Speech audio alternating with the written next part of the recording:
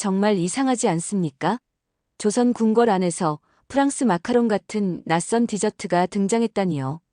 신하들 눈이 동그래져서 마치 폭죽이라도 터진 듯 놀라는 모습이 꼭 지금 우리 같았습니다. 그런데 그 달콤한 한 입이 단순한 군것질이 아니라 나라의 운명을 걸고 벌이는 요리 대결의 시작이라니 기가 막힌 일이었죠. 첫 판은 엄숙수와 곡물내의 고기 요리 대결이었습니다. 왕 이연이 당당하게 말했죠. 세상에 없는 고기 요리를 내놓으시오. 엄숙수는 칼을 쥔 손에 긴장감이 가득했지만 눈빛은 흔들리지 않았습니다. 고기는 부드럽되 국물은 진국이어야 해. 곡물내는 어깨를 으쓱하며 속삭였습니다. 세상에 없는 고기라 했느냐? 그럼 상상으로라도 만들어내면 되지. 결과는 팽팽. 맛은 달랐지만 각자 자기만의 강점이 있었고 결국 심사단은 고개를 끄덕이며 무승부를 선언했습니다. 둘째 판은 서로의 나라 음식을 바꿔 만드는 대결이었습니다. 조선의 맹숙수는 사천 요리를, 명나라의 아비수는 조선 제육을. 문제는 고추였죠. 당시 조선 백성은 고추를 알지도 못했고 왕실 온실에서 귀하게 키우던 딱 한 알만 쓸 수 있었습니다. 지영은 작은 목소리로 맹숙수에게 중얼거렸습니다. 한 알이면 충분해요. 고추는 그저 거칠해일 뿐 진짜 뿌리는 장맛에 있어요. 맹숙수는 순간 깨달음을 얻은 듯 했습니다. 하지만 결과는 또 무승부. 두 판이 모두 무승부라니 긴장감은 더 고조되었죠. 셋째 판은 진짜 승부였습니다. 시간은 오후 1시부터 3시까지. 단 2시즌 안에 깊은 국물을 내야 하는 삼계탕이 주제였습니다. 이때 연지영이 들고 나온 것은 바로 장영실의 손자라 불리는 장춘이 만들어준 신묘한 압력솥이었습니다. 왕과 공길이 함께 도와 그 솥을 궁 안으로 들여오려 했으나 복면을 쓴 자객들이 길목마다 숨어 지영을 노려 칼을 뽑았습니다. 경합에 참여하지 못하도록 막으려 한 것이었지요. 하지만 왕과 공길이 몸을 던져 싸우며 무사히 지켜낸 덕분에 연지영은 마침내 그 솥과 함께 경합장에 들어설 수 있었습니다. 압력솥에서 삐삐 소리가 울려 퍼지자 명나라 사신들은 서로 얼굴을 마주보며 크게 놀랐습니다. 어찌 솥이 저리도 신묘한 소리를 내는가 라며 수군거렸지요. 그 신비한 솥에서 뿜어져 나오는 김과 소리에 모두가 감탄을 금치 못했습니다. 연지영은 압력솥 앞에 앉아 혼잣말을 멈추지 않았습니다. 닭은 먼저 뜨거운 물에 씻고 뱃속에 찹쌀과 잘게 다진 밤, 붉은 대추, 그리고 귀한 인삼을 가지런히 채워넣고 인삼은 머리와 허리, 꼬리로 나누어 각각 다른 빛깔의 향과 기운이 어우러지게 하고 대추는 씨를 빼어 달콤하고 붉은 기운을 더하고 마늘은 반만 찧어 은은한 향으로 달기비릿한 냄새를 잡아주고 여기에 약재 몇 가지를 보태 깊은 맛을 완성하니 이 한 그릇이야말로 조선 삼계탕이지. 사람들은 속으로 저건 요리인가 아니면 시 읍조림인가 수군거렸지만 그녀의 손끝은 여전히 흔들림이 없었습니다. 당백룡이 비웃었죠. 2시즌 안에 무슨 깊이가 나오겠소? 그러면서 그는 칼을 화려하게 돌리면서 다다다다 손이 보이지 않을 정도로 야채를 써는 묘기를 선보였다. 지영은 미소 지으며 대꾸했습니다.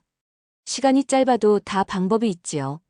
솥 안은 저절로 요리가 되고 밖에선 안 들여다봐도 상관없어요. 국물이 익어갈수록 향이 퍼져나왔습니다. 심사 시간이 다가왔습니다. 모두가 압력솥 안의 음식이 궁금해졌습니다. 사신 정사가 국물을 맛보더니 갑자기 딸꾹질을 연달아 터뜨렸습니다. 인삼의 깊은 향과 맛이 닭과 잘 어울렸고 토종닭이라 질긴 닭이 살과 뼈가 스르륵 발라지며 부드럽고 국물 또한 일품인지라 거짓을 감출 수가 없었던 것입니다. 모두가 웃음을 참지 못했습니다. 맛이 없다고 억지를 부려 명나라가 이겼다고 우길 생각이었는데 국물을 또 들이키자마자 갑자기 딸꾹, 딸꾹 하고 몸이 들썩였다. 연이어 딸꾹딸꾹. 사신 정사는 얼굴이 빨개졌다. 이현은 눈을 가늘게 뜨며 말했다. 입은 거짓말을 해도 몸은 진실을 속이지 못하는 법. 이제 모두가 알았구나. 승부는 이미 끝났다. 맛있으면 몸이 먼저 고백한다오. 모두가 폭소를 터뜨렸습니다. 웃음 속에도 감탄이 뒤섞였지요. 사신정사가 딸꾹질을 멈추며 얼굴을 붉히자 명나라 사신들이 서로를 쿡쿡 찌르며 놀렸습니다. 사신의 혀가 먼저 굴복했구나 라며 농을 던졌고 조선 신하들 사이에서도 은근한 웃음이 퍼졌습니다. 이상하지만 묘하게 설득력이 있던 순간 분위기는 한층 풀렸습니다. 그리고 심사관이 엄숙히 선언했습니다. 셋째 판의 승자는 연지영 대령숙수입니다. 하지만 사신정사가 돌연 말했습니다. 승부는 조선의 것이나 내기의 약속은 지키겠다. 하지만 연지영 대령숙수를 황실의 궁녀로 데려가겠다. 우리 명나라의 황제 폐하도 이런 맛있는 음식을 드셔보아야 하지 않겠소? 궁은 얼어붙었고 연희군 이현은 약속에도 없던 말을 사신이 내뱉자 이현은 어찌 감히 이런 무례를 나라의 체면을 가벼이 여기는구나 라고 호통을 치며 얼굴이 굳고 노기를 띄었다. 그때 강목주가 맹숙수에게 속삭였습니다. 연지영의 음식에 독을 섞어라. 실수라 하면 된다. 그러나 맹숙수는 고개를 저었습니다.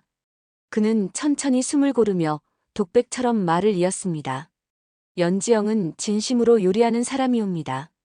대령숙수의 솥에서 나온 그 맛은 세상에 다시 없을 요리이옵니다. 언젠가 그 모든 것을 배우고자 하나이다. 제 팔을 지켜주고 목숨까지 구해주신 은혜를 어찌 잊겠사옵니까? 마마, 그날 저를 두고 홀로 가버리신 건 원망하지 않사옵니다. 허나 연지영은 저를 버리지 않았습니다. 강목주의 입술이 굳어졌습니다. 그러나 이미 분위기는 바뀌고 있었습니다. 수락관 식구들은 하나둘 연지영을 인정하기 시작했고 이번 대결로 똘똘 뭉쳐 하나가 되어가고 있었습니다.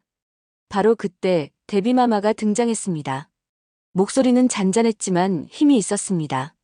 사신이여, 내가 황제의 이름을 빌려 우리 조선의 대령숙수를 제물로 삼으려 하느냐. 사신정사가 기세등등 대꾸하려 했지만 데비마마는 단호했습니다. 내게서 효를 돌려준 된장국 그 한 그릇 덕에 나는 어미의 마음을 다시 찾았노라. 나라의 기둥은 효다.